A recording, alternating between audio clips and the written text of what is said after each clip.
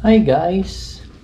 Ito nga pala, lalabas kami ngayon ng aking pamilya at maganda yung panahon at pupunta kami sa beachfront. Malapit lang dito sa amin for like 30 minutes. Ayan, nakaready na nga pala yung gamit namin. Ito na yung wagon namin. Ito ang lagi naming dala-dala pag pupunta kami kung saan-saan. At yung aking wifey, ayun na, naka-ready na. Pang beach na talaga yung kanyang outfit.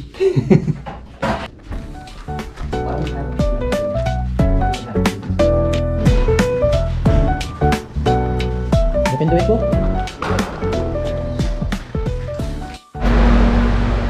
Kukunin ko yung sasakyan. Pinahintay ko na lang sa likod yung mga bata para hindi na kami magbuhat ng wagon na. Ito na. Pasok. Bilisan lang.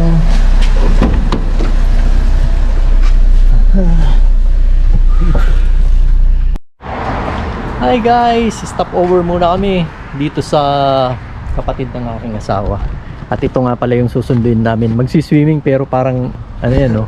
Parang magti-training ng military. Vocals. Ito yung bagong kanila. Bagong rented na house. Ayan, malaki na. Kaya magkakasya na silang lahat. Ito yung pamangkin ni Mrs. na parang military boy. Vocals. Hindi pa kami makarating dun sa beach. Kasi yun nga, susunduin nga namin tong pamangkin ni Mrs. Yan.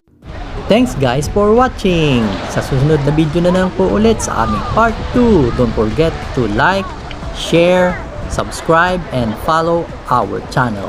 Thank you! See you guys!